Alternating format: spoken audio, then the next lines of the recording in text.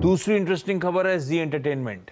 यतिन दो खबरें हैं और उसमें एक इंपॉर्टेंट जो कल अपडेट आया, यतिन ने शेयर भी करा था, वो कुछ मामला गड़बड़ा रहा है डील को लेकर। तो आशीष, जो न्यूज का सीक्वेंस है वो हिसाब से मैं जा रहा हूं। हाँ।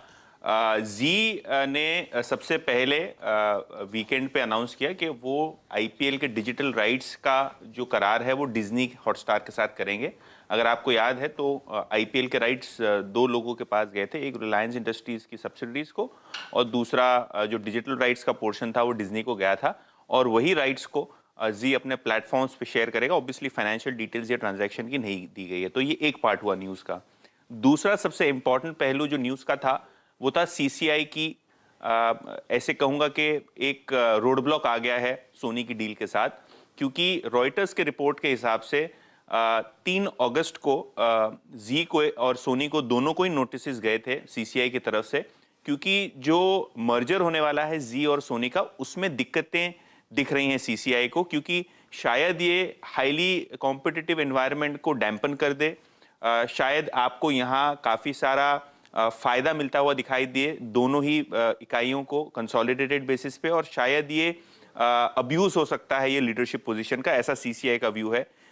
तो कहीं ना कहीं ये एक बड़ा रोड ब्लॉक हो सकता है, क्योंकि अगर हम देखें एक्सचेंज अप्रूवल भी आ चुके हैं, काफ़ी एडवांस स्टेजेस में चली गई डील, और अब सीसीआई अगर इस पर ब्रेक लगा दे तो कहीं ना कहीं ये डील डिले भी हो सकती है और कहीं ना कहीं डीरेल भी हो सकती है। तो ये सीसीआई पे ऑब्वियसली रहेगा कि किस हिसाब से वो डेटा को लेते हैं, किस हिसाब से वो पूरे के पूरे मर्जर को होलिस्टिकली देखते हैं।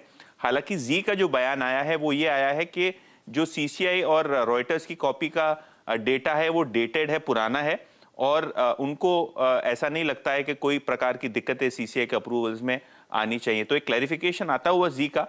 एक काम करते हैं, रिलायंस और ओएनजीसी दो स्टॉक्स को डिस्कस कर लेते हैं। Let's bring ONGC first. मैं ओएनजीसी को मार्क इसलिए कर रहा हूं क्योंकि ओएनजीसी वो चार्ट है जो कि बेस पे बैठा है। ओएनजीसी ने एक मैसेज दिया था मंगलवार को, ओएनजीसी ने एक मैसेज दिया था सोमवार को कि मैं इस ट्रैजेक्टरी से बाहर निकलने की तैयारी कर रहा हूं। प्लीज एक बार कैंडलस्टिक चार्ट रखिएगा।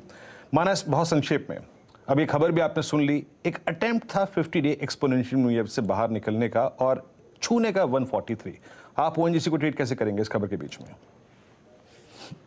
दो लेवल ध्यान रखने हैं। अगर ये 142 के ऊपर निकले तब बिल्कुल खरीदारी करके चलनी है, क्योंकि अगर इसके ऊपर निकलेगा तो वो एक ब्रेकआउट होगा जिसके इसमें शायद आपको 150 तक के स्तर देखने को मिलेंगे। तो खरीदारी 142 रुपए के ऊपर करेंगे और 138 का स्टॉप लॉस रखेंगे। नीचे की तरफ ध्यान रखिए, अगर 142 के लेवल ब्रीच ना हो तो आप और आपके पास लॉन्ग पोजीशन हो तो 134 का स्टॉप लॉस जरूर रखें। रखिए भाई इन स्टॉक्स रडार पे। अब वो हाँ, ये फोर्टनाइटली रिव्यू तो पिछले फोर्टनाइट का था, 16 तारीख से 31 तारीख का। क्रूड तो अभी गिरा, लेकिन मैं इसलिए मेंशन कर रहा था कि क्रूड करेक्ट हुआ है तो वैसे भी अपस्ट्रीम कंपनीज आज आपके रडार पर रहेंगी, प्लस इन पे जो टैक्सेशन लगता है वो बढ़ा दिया गया है।